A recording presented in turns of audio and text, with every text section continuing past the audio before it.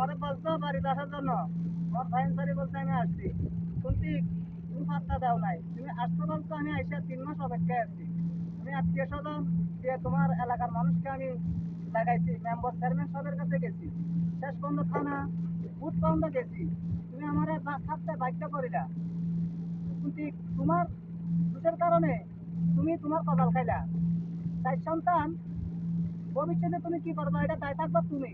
4টা সন্তানের যেন কোনো ক্ষতি না হয়, 4টা সন্তানের চুল পরিমাণ বিন্দুগুলো ক্ষতি হয়, তাহলে দায় তোমার দিতে হবে।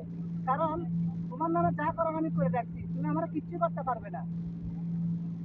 তোমার ফাইনচারি যখন ডাকছি তখন তোমার ফাইনচারি আসে নাই, কারণ আদালতের কথা তোমরা কেউ মানো নাই। সেদিন মোবাইল বন্ধ ছিল, 12 তারিখে তোমার 11 মাসে 10 মাসে মোবাইল বন্ধ ছিল, তোমার সবের মোবাইল বন্ধ ছিল, কিন্তু এই কারণে তোমাদের সাথে কারোর সাথে যোগাযোগ করতে পারে নাই আইন শৃঙ্খলা বাহিনীরা। কোর্ট কাছারি থেকে ম্যাজিস্ট্রেট জজ উকিল তারা কিন্তু বাধ্যতামূলক আমার কলম মারতে হলো তোমার খাতার মাধ্যমে।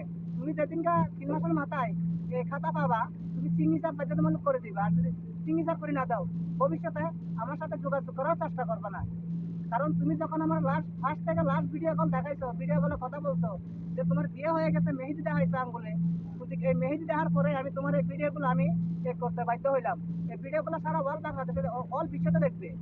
কিন্তু এরপরে থেকে হবে তোমার প্রতি আমার পাল্টা জবাব, এরপরে থেকে আমার চ্যানেল চলবে। কারণ এতদিন আমি অনেক ভিডিও আমি ছাড়ি নাই, এমন ছাড়তে বাধ্য হইতেছি।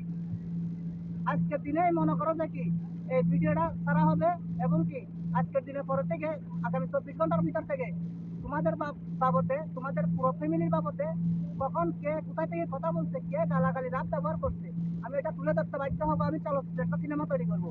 অলরেডি আমি অর্ধেক কাজ করে ফেলাইছি, আর অর্ধেক বাকি আছে। অর্ধেকটা আমি শেষ করার পরে আমি এই ভিডিওটা তোমরা হাতে নাতে পাওয়ার পরে তারপরে আমি ভিডিওটা করবো, করার পর আমি এই ভিডিও এই চলচ্চিত্রের মাধ্যমে ছেড়ে দিব।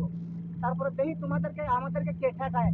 তোমরা নাকি আমার ঠেকাতে পারবা, তোমাদের পুরো গোষ্ঠী কুলি আমার ঠেকাতে পারবা না। যদি পারো, আইন শৃঙ্খলা বাহিনী আছে আমার সাথে, জজ আদালত উকিল আছে, মেম্বার চেয়ারম্যান আছে, গ্যারামি আছে, পারলে আমাকে ঠেকাইও। কারণ আমি যেটা তোমরা আসল দুর্ঘটনা করছো, তোমার বোন জামাই তোমরা যেটা সংসারটা ভাঙতো, যে হালে ষড়যন্ত্র করে, ষড়যন্ত্র মুখস্থ আমি এই ভিডিওটা করার উদ্দেশ্য হলো যে তোমাদের খুলে দেওয়ার জন্য।